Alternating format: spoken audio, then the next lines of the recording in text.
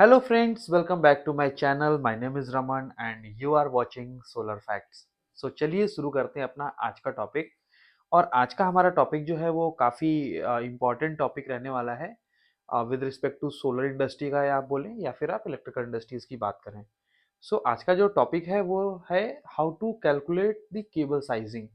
सो cable sizing जब भी हम कैलकुलेट करते हैं बहुत सारे पैरामीटर्स होते हैं जिनको हमको ध्यान में रखना होता है।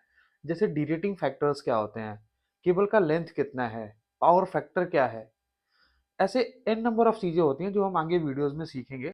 जैसे कई जगह पे क्या होता है कि लोग केबल कैलकुलेशन करने के बाद क्या देखते हैं कि केबल ओवरहीट हो रहा है। या आपने एक कॉमन प्रॉब्लम देखा होगा कि केबल का जो एमसीवी है या एमसीसीबी है जहाँ पे आप टर्मिनेट कर रहे हैं केबल को, उसके टर्मिनल्स जल जा रहे हैं बट एमसीबी ट्रिप नहीं कर रही है। तो ये सारी चीजें जो है वो रॉन्ग सिलेक्शन ऑफ केबल से की वजह से ही होता है। इसी वजह से मैंने आज का ये टॉपिक रखा है कि वी हैव टू लर्न कि हमारा केबल सिलेक्शन किस बेसिस पे होना चाहिए और कैसे कर होना चाहिए। बने रहिए इस वीडियो में और सीखिए कि हम केबल के कैलकुलेशन करते समय ऐसे कौन से पैरामीटर्स हैं जो हमको ध्यान में रखना है, और कैसे हम एक राइट सिलेक्शन कर सकते हैं अपने लोड के अकॉर्डिंग या अपनी रिक्वायरमेंट के अकॉर्डिंग। चलिए शुरू करते हैं हम आज का टॉपिक। जैसा कि आप यहाँ पे देख पा रहे होंगे डिस्प्ले पे कि ये एक एक्सेल सीट आपको दिख रहा है। बेसिकली ये टूल क्रिएट किया है मैंने। इसमें क्या होगा कि आप अपने एसी कैपेसिटी को जैसे ही यहाँ पे डालेंगे, क्या वोल्टेज है, केबल का लेंथ कितना है, लाइक नॉर्मल तीन चार वैल्यूज आपको जैसे इंफॉर्मेशन आप डालोगे, आपको केबल का सिलेक्शन ऑटोमेटिकली होके आ जाएगा कि आपको कौन सा केबल लगाना चाहिए या कौन सा केबल आपके सिस्टम के अकॉर्डिंग सही है। ये सारी चीजें आप यहाँ से कैलकुलेट कर सकते हैं। सबसे पहले जैसे आप यहाँ पे देख पा रहे होगे, यहाँ पे आपको दिख रहा है सोलर प्लांट डीसी कैपेसिटी। यानी कि जो भी आप सोलर लगा रहे हैं उसका आपको डीसी कैपेसिटी यहाँ पे पुट करना है। सपोज 100 किलोवाट का सिस्टम है या 200 किलोवाट का, जो भी सिस्टम है आप यहाँ से कर सकते हैं इजिली। एसी कैपेसिटी आपको डालना है। इट मीन्स कि इन्वर्टर आप कौन सा लगा रहे हैं। सपोज 100 किलोवाट के इन्वर्टर लगा रहे हैं या 150 किलोवाट का इन्वर्टर लगा रहे हैं, जो भी इन्वर्टर लगा रहे हैं आपको वो कैपेसिटी यहाँ पे डालनी है। सिस्टम का वोल्टेज कितना है, like it's a three phase system, 415 volt है, 440 वोल्ट है, जो भी आपका वोल्टेज है आपके सिस्टम का वो आपको यहाँ पुट करना है। उसके बाद आता है एक power factor. Power factor means कि आपका इंस्टॉलेशन जहाँ पे होने वाला है केबल का, जिस भी इंडस्ट्री में होने वाला है, वहाँ का पावर फैक्टर कितना है। मेरे केस में मैंने 0.8 लिया हुआ है। It may be 0.9 power factor भी हो सकता है, कॉस फाई की वैल्यू 0.9 भी हो सकती है उस इंडस्ट्री की, 1 भी हो सकती है। जो भी वैल्यूज हैं आप यहाँ पे पुट कर सकते हैं। एंड उसके बाद नेक्स्ट पॉइंट आता है केबल लेंथ। केबल लेंथ काफी इंपॉर्टेंट होता है, क्योंकि केबल लेंथ में क्या होगा कि जैसे जैसे आप लेंथ बढ़ाएंगे आपका ड्रॉप बढ़ेगा। ड्रॉप इन द सेंस कि वोल्टेज का ड्रॉप भी होगा और आपका पावर लॉस भी देखने को मिलेगा। पावर लॉस जैसे इसका फॉर्मूला होता है I²R। अब करंट की वैल्यूज आपकी फिक्स है। रेजिस्टेंस जो है आर, आर क्या होता है, R is equal to rho L upon A. L जो है, आर जो है वो एल से क्या है, डायरेक्टली प्रोपोर्शनल है। L is the length of the cable. यानी कि जैसे अगर आपकी केबल की लेंथ बढ़ती जाएगी, इट मीन्स रेजिस्टेंस की वैल्यू आपके सिस्टम में बढ़ेगी केबल की। और जैसे ही रेजिस्टेंस बढ़ेगा आपका लॉस I²R जो है वो ऑटोमेटिकली बढ़ जाएगा। इट मीन्स कि जब भी आप केबल कैलकुलेशन कर रहे हैं, लेंथ को आपको कंसीडर करना ही करना है, क्योंकि लेंथ जो है, लेंथ बढ़ेगा तो आपके केबल में होने वाले लॉसेस भी बढ़ जाएंगे। सेकेंड पॉइंट आता है वोल्टेज ड्रॉप। जब भी आप केबल में सेंडिंग एंड से जो भी आप वोल्टेज भेजते हैं, वो आपको रिसीविंग एंड पे सेम वोल्टेज नहीं मिलता है। वोल्टेज में क्या होता है, ड्रॉप देखने को मिलता है। एंड ये ड्रॉप जो है वो टोटली डिपेंड करता है केबल की लेंथ पे, डायरेक्टली प्रोपोर्शनल होता है लेंथ के। अगर आप जैसे जैसे लेंथ बढ़ाते जाएंगे आपका वोल्टेज ड्रॉप भी बढ़ता जाएगा। किसी भी केस में अगर आप केबल की कैलकुलेशन कर रहे हैं तो आपको ये जरूर देखना है कि आपका लेंथ कितना है केबल का। लेंथ बहुत इंपॉर्टेंट रोल प्ले करता है। बेसिकली ये पांच वैल्यूज जो है आपको पुट करनी है: DC capacity, AC capacity, system voltage, power factor and length. And sixth जो है वो सबसे इंपॉर्टेंट पॉइंट है, जिसको हम बोलते हैं डीरेटिंग फैक्टर। बहुत कम लोग कंसीडर करते हैं। नॉर्मली इन पांच वैल्यूज पे लोग क्या कर देते हैं, कैलकुलेशन कर लेते हैं कि इतना करंट है, एंड डेटा शीट पे जाएंगे देखेंगे कौन सा केबल हैंडल कर सकता है इतना करंट, एंड उसके हिसाब से वो केबल का क्या करते हैं, इंस्टॉलेशन कर देते हैं। बाद में फिर वो केबल क्या होता है, ओवर हीट हो रहा है, बार बार केबल के थिम्बल्स जल रहे हैं, केबल जल रहा है, या आपने जो भी एमसीबी के साथ कनेक्ट कर रखा है वो पॉइंट्स जल रहे हैं। तो ये सब चीजें होती हैं बिकॉज ऑफ कि आपका सिलेक्शन प्रॉपर नहीं है।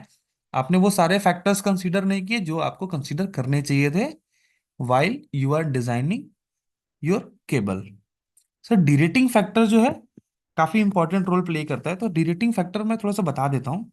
सो derating factor is basically to protect cable from high temperature rise and prevent failure.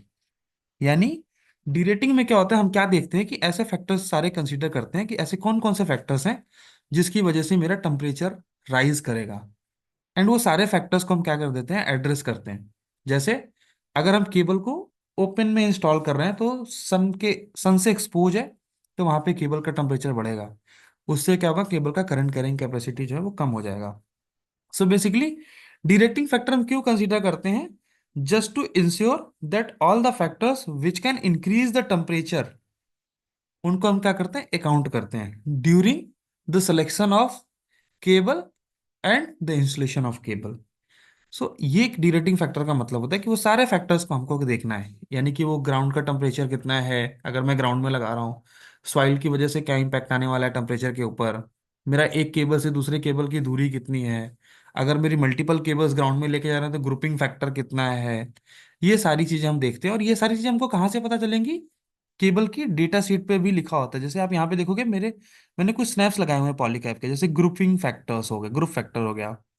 यहाँ पे केबल हम डिफरेंट डिफरेंट जगह पे इंस्टॉल करते हैं, जैसे एम्बियंट टेम्परेचर की वजह से अगर मैं एयर में इंस्टॉल कर रहा हूँ तो टेम्परेचर के अकॉर्डिंग, जैसे सपोज मैंने ऐसी जगह पे इंस्टॉल किया जहाँ पे टेम्परेचर 50 डिग्री चला जाता है, तो 50 डिग्री के अकॉर्डिंग अगर मैं एयर में इंस्टॉल कर रहा हूँ तो डिरेटिंग फैक्टर इज 0.89।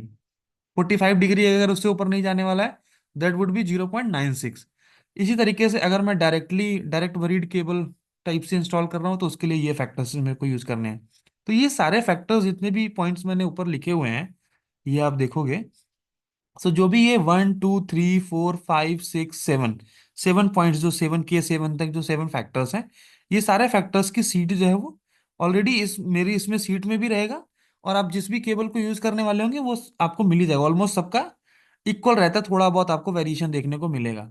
तो आप मल्टीपल केबल्स आप अगर डाल रहे हैं तो वो क्या क्या उसका फैक्टर रहने वाला है, या आप जैसे जैसे केबल्स का इंस्टॉलेशन आप ग्राउंड में करेंगे तो आप डिस्टेंस वाइज, लाइक आप 1 मीटर नीचे कर रहे हैं अगर ग्राउंड लेवल से, तो उसमें क्या डी रेटिंग रहने वाला है कि कितने स्क्वायर एमएम से कितने स्क्वायर एमएम के बीच में क्या डी रेटिंग लेना है, सिंगल कोर है तो क्या लेना है, मल्टी कोर है तो क्या लेना है। तो ये चीज टोटली डिपेंड करेगा आपके इंस्टॉलेशन के ऊपर। तो आप कहाँ पे इंस्टॉल कर रहे हैं उसके अकॉर्डिंग आपको ये वैल्यूज सारी पुट करनी है, और ये वैल्यूज आपके डी रेटिंग, ये जो चार्ट है इससे मिल जाएगा। मैंने अपने केस में थोड़ा सा शॉर्ट में करते हुए मैंने ये माना है कि मैं जो केबल इंस्टॉल कर रहा हूँ, मैं इसको इंस्टॉल कर रहा हूँ एयर में, लाइक कि पैरापिट वॉल के लॉन्ग, या मैं एयर में इसको इंस्टॉल कर रहा हूँ, तो मैंने वो फैक्टर कंसीडर किया और टेम्परेचर लिया हुआ है कि जहाँ पे मैं इंस्टॉल कर रहा हूँ वहाँ पे 50 डिग्री का टेम्परेचर रहने वाला है। सो मैं नीचे आऊंगा, मैं इस नीचे सीट में आके देखूंगा कि मैं अगर फ्री एयर में केबल का इंस्टॉलेशन कर रहा हूँ तो 50 डिग्री पे द डिरेटिंग फैक्टर इज 0.89। सेम मैंने वो वैल्यू यहाँ पे 0.89 पुट कर दिया है। एंड सिंस कि मैं ग्राउंड में कर नहीं रहा हूँ तो मैं यहाँ पे 1 रख दूंगा। थर्मल रजिस्टिविटी मेरे लिए 1 रहने वाला है, सॉइल भी मेरा 1 ही रहने वाला है, सॉइल में मेरा कोई इंस्टॉलेशन नहीं है डेप्थ का, K5 K6 एंड K7 सारा का सारा मेरे पास 1 रहने वाला है।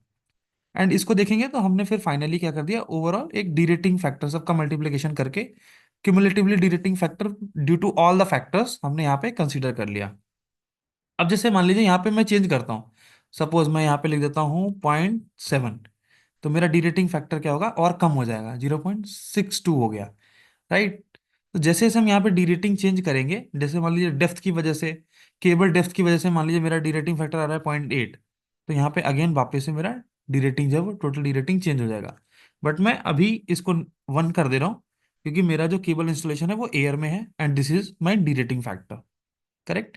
सो मुझे ये 6 वैल्यूज प्लस ये डीरेटिंग फैक्टर बहुत अच्छे से अपने इंस्टॉलेशन को ध्यान में रखते हुए सेलेक्ट करना है। इसके बाद सारा चीज सिंपल है। अब क्या हो गया, देखिए यहाँ पे क्या हुआ, 100 मीटर मैंने लेंथ ले लिया, 100 किलोवाट का मेरा सिस्टम है, डीसी एसी दोनों 100 किलोवाट है, 415 वोल्ट है, and power factor is 0.8। Now यहाँ पे देखेंगे तो सिस्टम आउटपुट करंट में क्या किया मैंने, यहाँ पे सिंपल थ्री फेज का फॉर्मूला अप्लाई कर दिया है कि आपके यहाँ से थ्री फेज का सिस्टम का कितना करंट आने वाला है ऑफ फ्रॉम 100 किलोवाट सिस्टम से। तो यहाँ से एक करंट की वैल्यू निकल के आ गई, दिस इज 173.91 एम्पियर। नाउ अब क्या होता है, देखिए ये तो मेरा आ गया कैलकुलेशन से कि 100 किलोवाट का इन्वर्टर जो है 415 वोल्ट पे इतना हमको करंट देगा, विच इज 173.91। बट क्या होता है कि it's an on grid system, solar जो है वो ऑन ग्रिड सिस्टम है। अगर वोल्टेज थोड़ा सा कम भी रहेगा तो क्या करेगा, पावर जनरेट करेगा, एंड वोल्टेज कम रहेगा विद रिस्पेक्ट टू करंट बढ़ा देगा। तो हमने क्या किया यहाँ पे केबल, सीन्स की हमको क्या होगा, डिलीवर कौन करने वाला है, करंट इन्वर्टर डिलीवर करने वाला है। तो हम यहाँ पे एक इंपॉर्टेंट फैक्टर ये भी देखते हैं कि इन्वर्टर का मैक्सिमम करंट कितना है।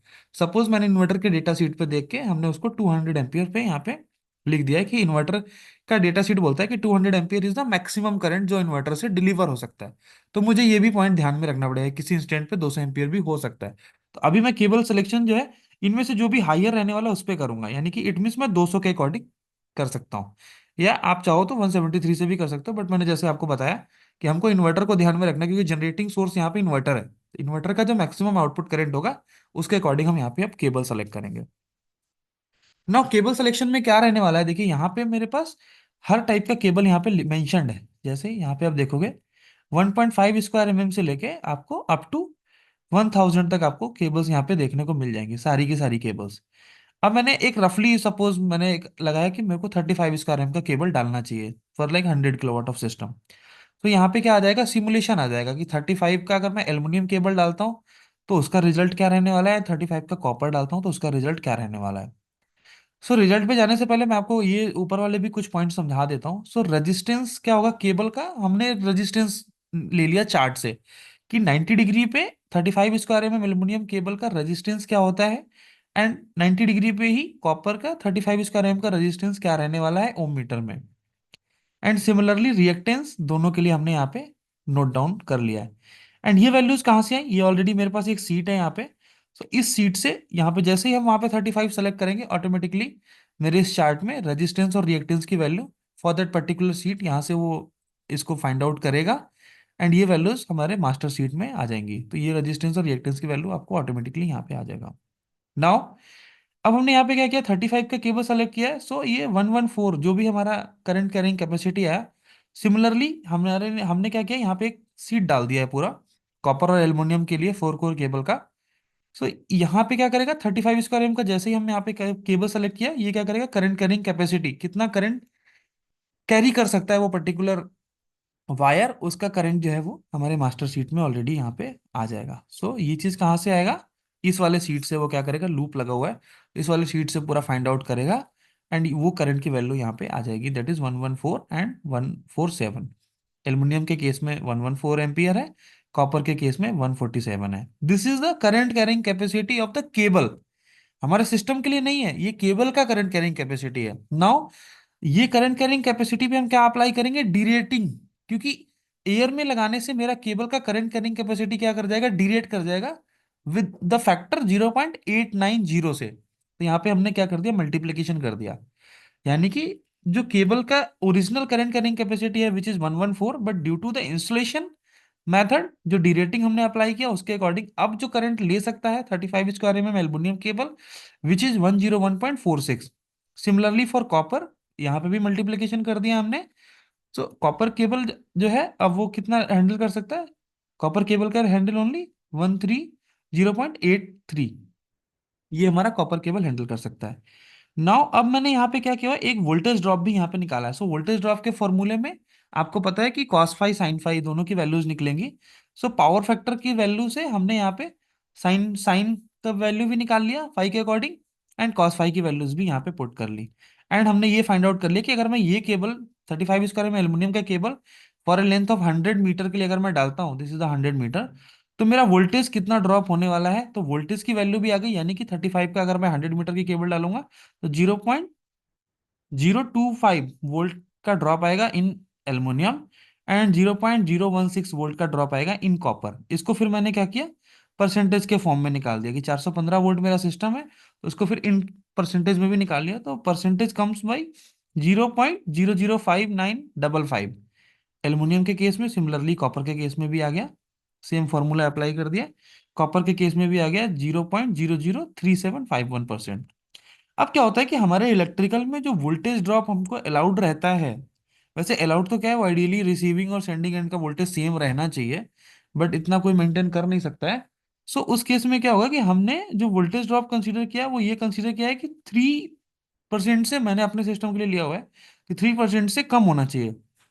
इसलिए अगर आप देखोगे तो वोल्टेज ड्रॉप का मैंने यहाँ पे क्या लिखा है, remark voltage drop less than 3%, it means okay. तो यानी कि यहाँ पे 3% से कम है, इसलिए यहाँ पे वोल्टेज ड्रॉप का जो कंसिडरेशन है उसको तो ओके बोल रहा है, बट करंट कैरिंग कैपेसिटी को फेल कर दे रहा है, क्योंकि हमको करंट कितना रिक्वायर्ड है, हमको करंट रिक्वायर्ड है 200 एम्पियर। बट केबल आफ्टर डीरेटिंग कितना हैंडल कर सकता है, aluminium can handle only 101 and copper can handle 130। सो इसके केस में कॉपर भी नहीं हैंडल कर सकता, एल्युमिनियम भी हैंडल नहीं कर सकता। तो इस केस में क्या होगा कि करंट कैरिंग कैपेसिटी को जब हम कंसीडर करेंगे तो ये फेल हो जाएगा। सिमिलरली मैं यहां से अब क्या करूंगा, केबल की वैल्यूज को चेंज करूंगा, 35 से अब मैं करूंगा 50। सेम 50 के केस में क्या हुआ, आफ्टर डिरेटिंग 112 हमको चाहिए 200, ये भी नहीं चलेगा, मैंने इसको और बढ़ा दिया, 70 कर दिया। 70 के केस में एल्युमिनियम की अगर मैं बात करता हूँ तो करंट कैरिंग कैपेसिटी जो है वो रह जाती है 115, बट कॉपर के केस में क्या होगा, 201.14। यानी कि कॉपर की अगर मैं 70 स्क्वायर एम की केबल डालता हूँ तो which is pass in terms of current carrying capacity and in terms of voltage drop. तो यानी कि जब ये दोनों वैल्यूज पास कर जाएंगे, इट मीन्स कि उस केबल को हम डाल सकते हैं, कोई प्रॉब्लम नहीं है। एंड अगर हम एल्युमिनियम की 70 की केबल डालते हैं तो अभी भी एल्युमिनियम की केबल का जो करंट कैरिंग कैपेसिटी है वो कम है जितनी हमको रिक्वायरमेंट है। तो अब मैं एक बार और बढ़ाता हूँ इसको, 70 से 95 करता हूँ। नाउ 95 पे भी गए तो 192 है, 200 चाहिए, यानी कि अभी भी 95 का भी एल्युमिनियम अभी पास नहीं हो रहा है हमारे एप्लीकेशन के हिसाब से। नाउ गोइंग टू 120, 120 पे जैसे जाता हूँ, 200 का रिक्वायरमेंट था, after D rating cable can handle 2 to 1.61। यानी कि अगर मुझे कॉपर का केबल लेना है तो 70 स्क्वायर एम इज ओके, जिसपे मेरा दोनों वैल्यूज पास हो रही हैं।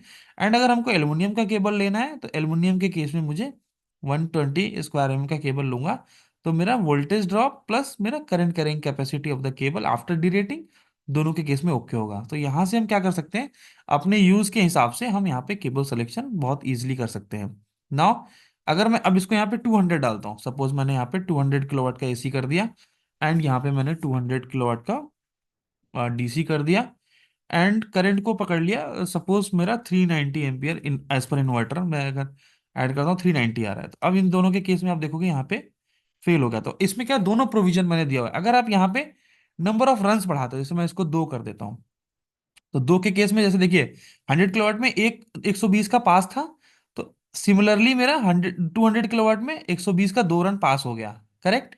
यहीं पे मैं इसको 70 कर देता हूँ, 70 का 2 रन अगर मैं डालता हूँ तो मैं यहाँ पे चेक कर लूंगा, 70 के 2 रन डालता हूँ तो मेरा कॉपर भी यहाँ पे देखिए प्रॉपर पास हो गया, राइट।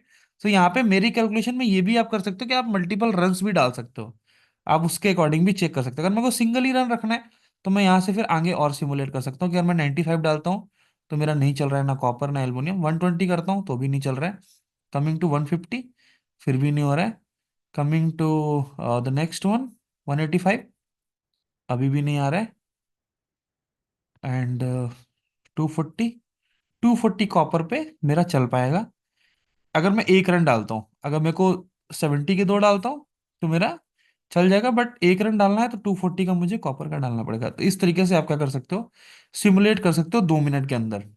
तो बहुत इजी वे में मैंने यहाँ पे कर दिया है। इस सीट को आप क्या कर सकते हैं, परचेज कर सकते हैं। इसमें ये सारी वैल्यूज ऑलरेडी डाली हुई हैं, आपको कोई भी चीज़ कहीं से भी देख के वैल्यूज पुट नहीं करनी है, ऑटोमेटिकली सारी चीज़ें यहाँ से आ जाएंगी। रेजिस्टेंस रिएक्टेंस की वैल्यू आ जाएगी, करंट की वैल्यू आ जाएगी, जैसे आप केबल सेलेक्ट करेंगे वो करंट कैरिंग कैपेसिटी, ये सारी करंट की वैल्यूज भी यहाँ से आ जाएगी। आपको केवल इस मास्टर शीट पे काम करना है, एंड इसको आप क्या कर सकते हैं, कंट्रोल पी करके इस तरीके से आप इसको सेव कर सकते हैं और एक रिपोर्ट जनरेट कर सकते हैं। यहाँ पे सारे डी रेटिंग फैक्टर्स ऑलरेडी मेरा मेंशन्ड है, आप इसको प्रॉपर्ली सेव कर सकते हैं और नीचे आप जाके ये रिजल्ट में डाल सकते हैं कि 240 स्क्वायर एम एम या जो भी आपका कैलकुलेशन कहता है। सपोज 100 ही कर देता हूँ वापस से, तो this is 100, this is 100, and coming to this one like it's 200। So आप इसमें डाल सकते हैं कि मेरा कौन सा केबल किस पे चल जाएगा और मुझे क्या सिलेक्शन करना है। सपोज मैंने यहाँ से 70 ले लिया, तो आप यहाँ पे डाल सकते हो कि 1 run of 70 square M M copper cable समझ, यहाँ से मैं रिजल्ट कर देता हूँ। 70 square copper armoured cable from ACDB to this thing is okay for this particular length, ऐसे करके आप यहाँ पे रिजल्ट डाल सकते हैं। एंड ये एक सेक्शन यहाँ पे छूट गया था, यहाँ ये भी इसको भी मैं बता देता हूँ। तो बेसिकली यहाँ पे हमने क्या कर दिया, टेम्परेचर कॉफिशिएंट निकाल लिया। तो हमको क्या है ये पता है कि वैल्यूज कहाँ से आई, ये मेरे को एल्युमिनियम का रेजिस्टेंस पता चल गया फॉर 90, एंड कॉपर का भी पता चल गया for for this one. Like for copper के लिए भी 90 पे कितना इसका रेजिस्टेंस है, और इसका ना अब यहाँ पे टी टी की वैल्यू लाइक 60 to 90 के बीच में हमने इसमें निकाल के हमने इसका विद रिस्पेक्ट टू टेम्परेचर क्या रहने वाला है कॉफिशिएंट, वो निकाल लिया है। तो यहाँ से आप देखोगे तो मैंने ये बेसिकली इन वैल्यूज से हमने टेम्परेचर कॉफिशिएंट निकाल लिया। तो इसकी भी हमको जरूरत पड़ती है, या कई बार हमको केबल का टेम्परेचर कॉफिशिएंट देना पड़ता है directly with respect to temperature. तो आप ये वैल्यूज भी यहाँ से निकाल सकते हैं। आई होप कि मेरे इस वीडियो से आपको काफ़ी क्लियर हुआ होगा कि हमको केबल कैलकुलेशन करते समय कौन कौन से सारे फैक्टर्स कंसीडर करने चाहिए। सो आशा करता हूँ दोस्तों कि मेरा ये वीडियो आपको काफ़ी इन्फॉर्मेटिव लगा होगा, और ऐसे इन्फॉर्मेटिव वीडियोस से आप काफ़ी कुछ सीख सकते हैं सोलर और इलेक्ट्रिकल इंडस्ट्रीज में। अगर आपको इस तरीके की वीडियोस देखनी है तो आप हमारे चैनल्स पे जाके ऐसे बहुत सारे मल्टीपल इन्फॉर्मेटिव वीडियोस हैं, आप सर्च आउट करके काफ़ी कुछ सोलर इंडस्ट्री के अंदर सीख सकते हैं। एंड ऐसे इन्फॉर्मेटिव वीडियोस देखने के लिए प्लीज़ हमारे चैनल को लाइक कीजिए, शेयर कीजिए और सब्सक्राइब करिए। Thanks for watching this video. Thank you so much.